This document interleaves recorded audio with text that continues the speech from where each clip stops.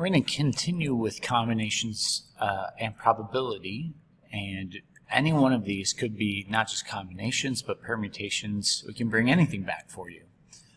So what we're doing is adding in the probability, and what we have is a classroom that has 18 girls and 12 boys, and we just want to create a 4-person committee from these students where the order in which they make the committee does not matter. So that's where we're going to do the NCR. So how many different ways could the teacher create this 4-person committee? So just think about, we have a total of 30 students and we need 4 of them. And again, you're welcome to do this work by hand, or you can go ahead and use a calculator, but you can stop once you get to 27, because then the 26 factorial would cancel out, and then 4 times 3 times 2 times 1 is 4 factorial. But again, you're welcome to use the calculator. Oops. If you hit alpha window, in case you forgot, the 8th option down, and do 30C4. So 27,405 ways.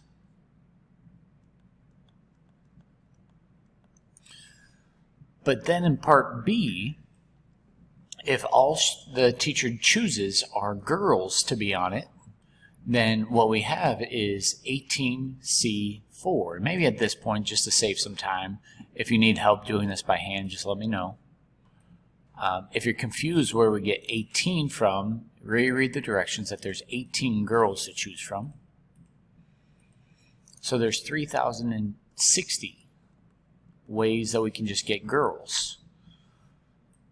So what's the probability that the committee that is randomly selected would only have girls? Well, if you remember, it's the probability of what we want. So I'm just going to write all G for girls over the probability of the entire, of all outcomes. So if we look at those two numbers, then it would be 3,060 divided by 27,405. And I'm actually indifferent at this point if you just use a calculator and you divide and you leave it as a decimal. I know a lot of times I say I prefer fractions, but 0.112. And I'm also fine if you want to change that to a percent, that you move that decimal over twice, 11.2%. But what if we randomly select a committee that has 2 girls and 2 boys? So the difference on this one is that of the 18 girls, we want to choose 2 of them, times of the 12 boys, excuse me, I was trying to look up, 12 boys, we want to choose 2 of them. And again, since it's a fundamental counting principle, we multiply those. But then we still need to divide by 27,405. So it's certainly worthwhile to know how to use your calculator. Combination of 18C2. So 153 ways we can do that. But then also 12C2. And the fundamental counting principle tells you to multiply those 2 answers together. So there's 10,098 ways that we could choose 2 girls and 2 boys. And then the probability, you have to divide by the total number of chances. So this would be 0.368. And I'm totally fine if you want to leave your answer like that or change it to 36.8%. As we move forward, we can, again, use the fundamental counting principle. We can do the probability. We can put it all together with the sample space. So we have Adriana is trying to choose 5 DVDs to take with her on vacation. She's selecting from 6 action, 8 comedies, 4 dramas, and that might actually make sense if you just start with adding it all together, 6 plus 8 plus 4. What would that be, 18? So we have 18 DVDs to choose from. So if she randomly selects 5 and she wants to choose 5 comedies, just think about how, okay, well, she had 8 comedies to choose from. That would be 8C, choosing all 5 to be comedies, out of the total of 18C5. And again, just as long as you show that work, and maybe show a little bit more steps, you can get by with quickly giving me the answer. That we have 8C5, and then scroll down, alpha window, the eighth option down, 18C5. And this writes it as a decimal, a fraction, but we can change that to a decimal. I'm good either way, so we get a 0.0065. In other words, as a decimal, or as a percent, you would move that decimal over twice. It's a 0.65% chance that random selection would be all 5 comedies. But then we have this other situation where, well, what if we had 2 action? So how many did we have to choose from? We had 6 action to choose 2. And then we had 2 comedies, 8 out of the 8 total. And then we want the remaining one to be a drama. So of the 4, we're choosing 1. And again, the fundamental counting principle tells you to multiply those together. And then we're still dividing by 18C5. So I would probably just go up and grab that equation and start changing some things. I'm doing this a very long way, I see. 6C2 times, get another one, 8C2. And you could probably do that last one in your head pretty quickly, that's just going to be 4. But if you don't believe me, grab the button again. 4C1.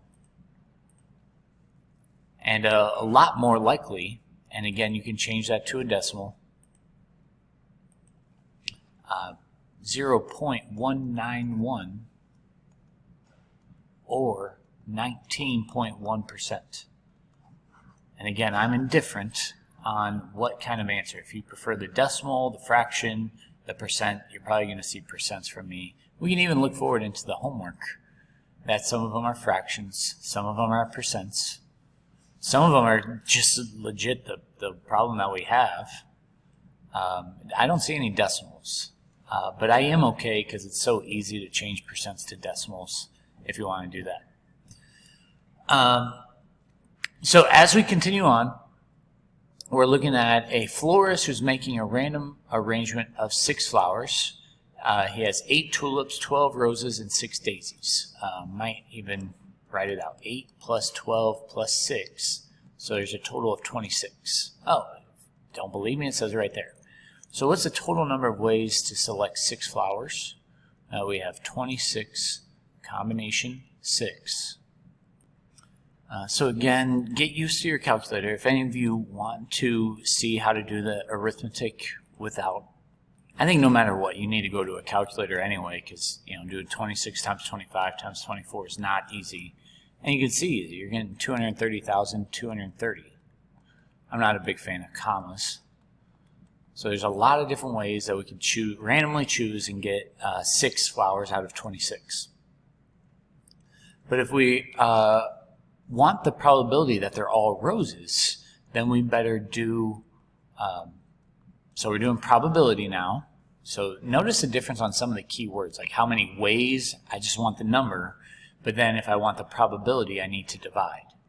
So that's why now we're dividing by the number we just got.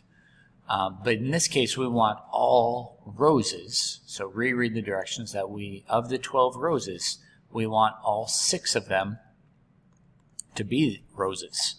And it's up to you how you want to do this. If you want to do this piece by piece, I'm saying, 12. I forgot to hit the combination, but there it goes, 12C6. I guess I forgot to write it in. Oh, I guess I went ahead and wrote as a division sign. Okay, well there you go. And you can reduce it. You can leave your answer like that. And you can also change it to a decimal.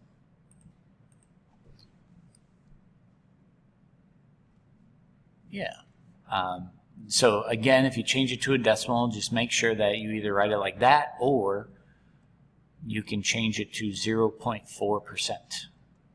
Okay, so be ready for any of those. And I'm just not going to write it. You could leave it as 6 over 1495 based off of the directions in the homework. So what's different about the next one is the probability there are 2 of each type. So instead of explicitly telling you, you just have to do that there's 8 tulips, combination 2, and then multiplied by there's 12 roses that we want 2 of. But then we also have 6 daisies that we want 2 of. And then notice the multiplication. Still over that 230, 230 number. Which might actually be beneficial if you wrote it this way. And multiplication is commutative, just as a reminder. So if you want to do 12C2 first, and then arrow over times, I believe it was 8C2, and then times 6C2. Let me move my calculator over and make sure I just switch the order around, but it should be fine. And you can leave your answer like that. You can change it to a decimal. And I hope you would agree that it's more likely, so either 0.12 or change it to 12%, that it would be more likely to get 2 of each if you're doing this randomly than all 6 be roses. That would be pretty crazy to get all roses in this situation. And I hope if you're looking at this one that I hope you wouldn't do too much math on this. And I say that in the best way. But if you want all 6 to be tulips, well, I guess you do need to do a little bit of math. I was thinking I was going to say all 6 be daisies. Well, there's only one way of getting 6 daisies. But anyway, this one's, I messed up. It should be 8C2 out of that 230 number. So again, your calculator should be helpful because I can just go up and grab that and delete a lot of things in my numerator. Delete. Oh. Man, that's kind of crazy. Just delete.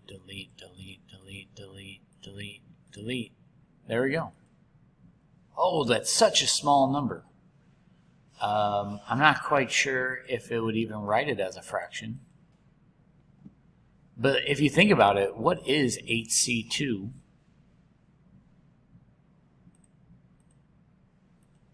It's 28. So if you try to do 28 over that 230 number, it's going to be a tiny decimal. Like, 0.000. And it's writing in scientific notation. It has 3 zeros and then the 1, 2, whatever number. So feel free to explore a little bit with that one. I'm running out of time, so I am going to jump to the next problem. And bring your questions to class. So we have 5 quarters in our pocket, 2 nickels, 3 dimes. I think those supposed to say dimes.